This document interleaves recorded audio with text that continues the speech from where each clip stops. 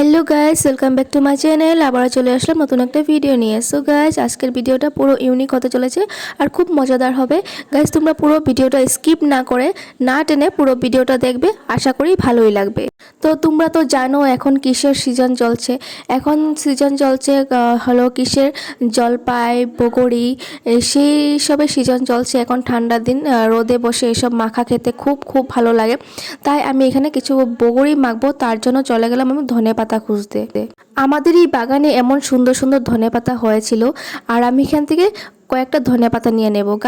গাছগুলো অনেক বড় হয়ে গিয়েছিল, আর সেখান থেকে আমি ভালো ভালো দেখে সুন্দর সুন্দর দেখে কয়েকটা ধনেপাতা নিয়ে নিচ্ছি।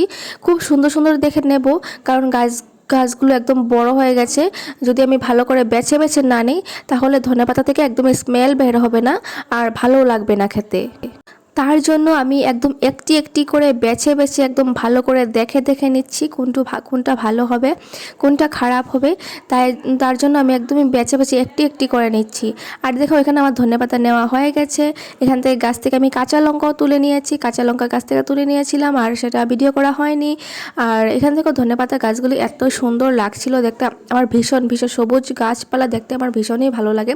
এখানে দেখো তো দেখতে কেমন লাগছে, ভালো লাগছে কি না বলবে তো। আমি অল্প করে নিয়েছি, তারপর ভাবছি যে না, আরও অল্প নিলে ভালো হয়, তাই আমি আরও অল্প নিয়ে নিচ্ছি। আর দেখো, এখানে কি সুন্দর সুন্দর ফুলগুলো হয়ে আছে।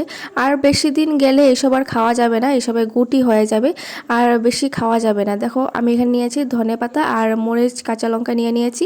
আর পাশের বাড়ি থেকে এই বনুটা এসেছিলো, বনুকে ডেকেছিলাম, সবাইকে ডেকেছিলাম, কারণ একা একা মাখা খেতে একদমই ভালো লাগে না। ওদের বাড়ি থেকে লেবু পাতা আনতে পাঠিয়েছিলাম। আর এই যে দেখো, বনুটা লেবু পাতা তুলছে, আর আমি এখানে দেখাচ্ছি, বনু লেবু পাতা তুলো, ভালো করে তুলো, ভালো করে দেখে দেখে তুলো। ও ভালো করে দেখে দেখেই তুলছে, আর লেবু পাতাগুলো এভাবে আমার দেবে। ও হাসছে, দিদি কি করছো বলছি আমি ভিডিও করছি, তুমি তুলো, কিছু না। তারপর বললাম তুমি আসো, তোমার দিদিকে ডেকে নিয়ে আসো, আমি চাই, ঠিক আছে। তো এবার আমি চলে আসলাম আমাদের ছাদে, যেহেতু বড়ি মাখা খাবো, ঘরের ভেতর খেলে একদমই ভালো লাগে না, তার জন্য ছাদে চলে আসলাম। সবাই একসাথে মিলে রোদে বসে খাবো, সেটার মজাই আলাদা। এখান থেকে আমি বড়ি ধোয়ার জন্য ছাদের উপর যে ট্যাপটা ছিল সেখানে গেছিলাম, কিন্তু সেখানে দুর্ভাগ্যবশত আমার কপালটা ভালো ছিল না, সেখানে জল নেই। তার জন্য ঘর থেকে জল নিয়ে এসে ভালো করে বড়িগুলো ধুয়ে পরিষ্কার করে সবাই চলে এসেছে, সবাই বসে আছে।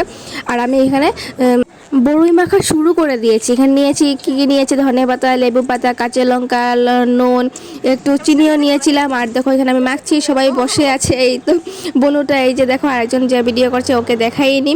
আমি এভাবে দেখো বড়ইগুলো মাখছিলাম না, পরের দিন পর্যন্ত এত ঝাল হাতে ছিল, এত হাতগুলো জল ছিল। আর যে এখন যে আমি ভয়েস ওভারটা দিচ্ছি গাইস, এখনও মুখে জল চলে আসছে, আবারও খেতে ইচ্ছে করছে, কিন্তু আজকে আর খাবো না, আবার অন্য কোনো দিন খাবো। এই দেখো, একদম মরিচগুলো চটকে চটকে মাখছি একদম। বড়ই যত ভালো করে মাখা হয় তত খেতে স্বাদ লাগে, তত টেস্টি হয় খেতে। আর এখানে দেখো এত কাঁচা লঙ্কা দিয়েছিলাম, তারপরও কিন্তু ঝাল হয় নাই গ্যাস। বড়িগুলি এত টক ছিল। আর আরেকটা মেয়ে ছিল, ও বলছে ও ঝাল খাবে না, ও তার জন্য আরেকটা বাটিতে তুলে নিচ্ছে, এভাবে ওর জন্য আলাদা করে তুলে নিচ্ছে। আর আমরা সবাই একসাথেই খাবো, তার জন্য আমরা এভাবে অনেকগুলো কাঁচা লঙ্কা দিয়েছিলাম। এতগুলো কাঁচা লঙ্কা দেওয়ার পরেও বড়িটা একদম ঝাল হয়নি গ্যাস। বড়িটা কারণ অনেক অনেক টক ছিল, ভীষণ টক ছিল, কিন্তু খেয়ে অনেক অনেক অনেক ভালো লেগেছে। এই রোদে বসে সবাই একসাথে মিলে বড়ই মাখার খাওয়ার যে আনন্দটা আছে, কি আর বলবো, যারা খায় তারা বোঝে। আরও অনেকেই আছে যে টক খেতে ভালোবাসে না, কিন্তু আমি কিন্তু ভীষণ টক খেতে ভালোবাসি, তার জন্য আমি ঘরে অনেক বোকা খাই। এই দেখো, আমার বড়ই মাখা রেডি, প্রায় রেডি হয়ে গেছে, মানে রেডি হয়ে গেছে, এবার আমি খাবো, সবাই খাবো। সো গাইজ, ভিডিওটা এখানেই, টাটা, বাই, লাভ ইউ।